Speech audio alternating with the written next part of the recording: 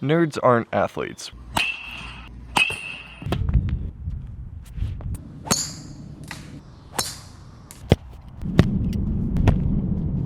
We prefer more intellectual competition. 5 seconds, gotta move. Wait, queen! What the queen? Gosh! Collapse of the social societies have multiple ones have clear. Continue with the financial system has over promise. Our financial system has over what? What do you want? Okay. But smart stuff is just so many words and stuff, and not to mention the money. God, engineering costs so much money. And I don't really want to get a job over the winter, so here's what we'll do. I'm gonna make weekly videos on my road to pitching 90 miles an hour. Here's where I'm at right now. I'm 6'1", 183, and according to Supplement Superstores, I'm 12% body fat with 91 pounds of muscle, and my trunk is slightly bigger than my legs. I played baseball for 10 years. I quit after my sophomore school season. Come junior year, I disconnected from reality to see what I was capable of.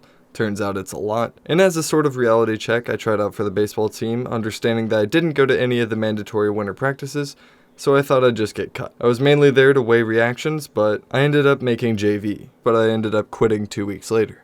I'm telling you this because I hope that you understand that when I hit 90 and when I make it accurate, I will not be trying out for the school team. This is because I'm not doing this to play baseball. I'm doing this to tell you guys that when you put your mind to it and when you make a thoughtful effort, you can conjure the improbable. So here are the materials I'm starting off with. We have a pocket radar to measure the speed of the ball. We have a camera, multiple of them, to record my mechanics. I needed a place to throw at, so I bought a membership to this baseball place called Between the Lines. I'll call it BTL from now on. And I'm mooching off my mom's gym membership. On top of that, I've bought weighted balls to throw and an Evo Shield recovery sleeve to stop lactic acid buildup. I'm sure I'll get better at this as we go on, but for now, let's just get on into it. Here's Sunday. We need a baseline and an idea of how my mechanics work, so today I'm throwing my very first pen. I warmed up with some bands and a little catch and got right into it. Mobility wasn't really a concern for someone who hadn't worked out in months. Alright Landon, it's your first pitch since tryouts. This pitch decides what your next 3 months looks like. Do you have a glorified future ahead of you, or is it filled with regret and despair? What'll it be? Gone forever, Aaron Hernandez. It wasn't actually that bad. I mean, I capped out at 81. We had a catcher there too, which was weird because I didn't plan on throwing strikes. We'll skim through all this stuff and let's go to my 3 pitches. I only threw 1 curveball, 1 split, and I'll show you my best fastball. 81. 71. 69. 81.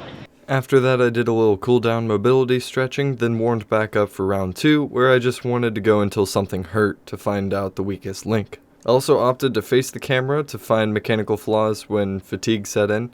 I threw an entire bucket. Why? My arms felt a little burned, but it was really an out of shape thing. So, from that we need to hit cardio simply so we can have accurate data sets and productive workouts.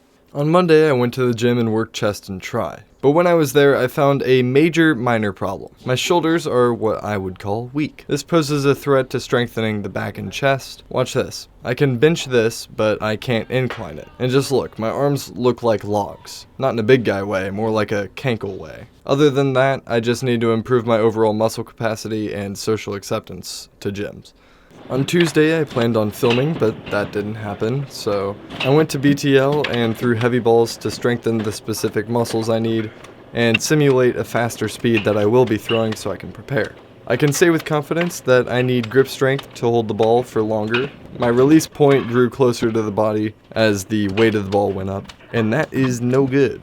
I made sure to film my feet because I failed to do that on Sunday. I did more mobility and threw a couple off the mound, but by then I was pooped and sore from yesterday. Wednesday was an unintentional day off. I wrote the script for the intro and the days leading up to today, then moved on to the analysis. Oh, I'm being asked to go to BTL, so actually I went there and did mobility stretching and plyos. After looking at some of my pitching, I noticed that when I'm fatigued, I tend to shorten my stride, So when I went onto the mound, I made sure to get a good stride and hold a late balance point. This is really important for extending your impulse, which is how long you apply a force to the ball. It would be nice if I could measure that. I tried to by using the camera and the frame rate, but the distances are all messed up and the frame rate's too sketchy to come up with accurate data. I was thinking about slapping an accelerometer in a baseball, but then I thought to myself, that's gonna be time consuming and janky as hell for something that somebody probably already does commercially.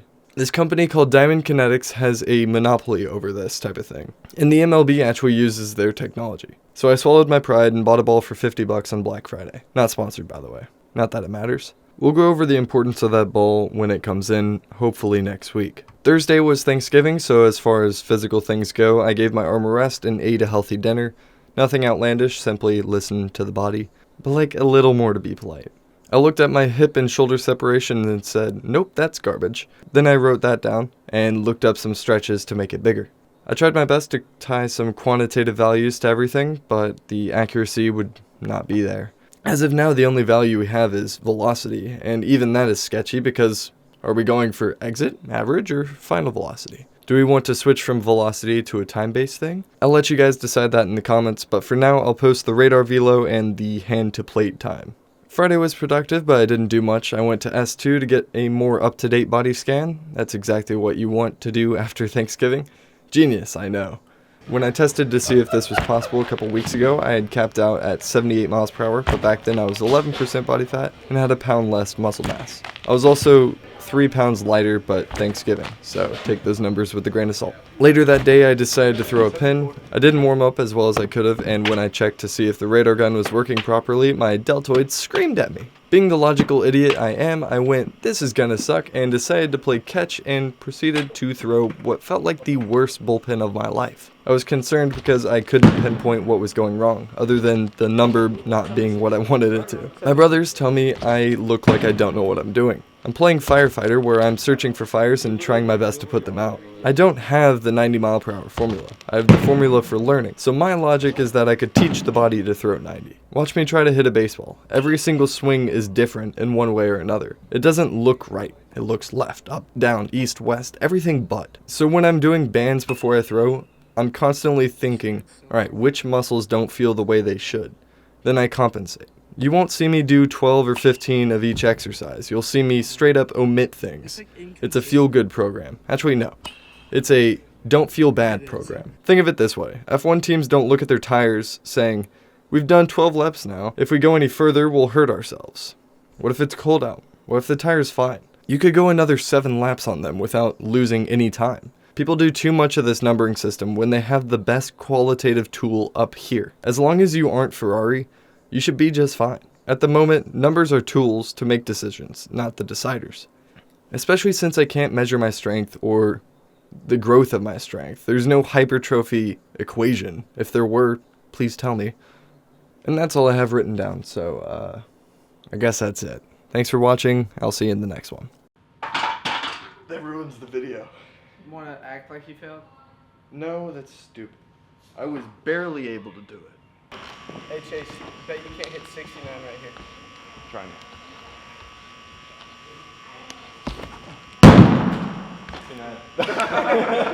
69.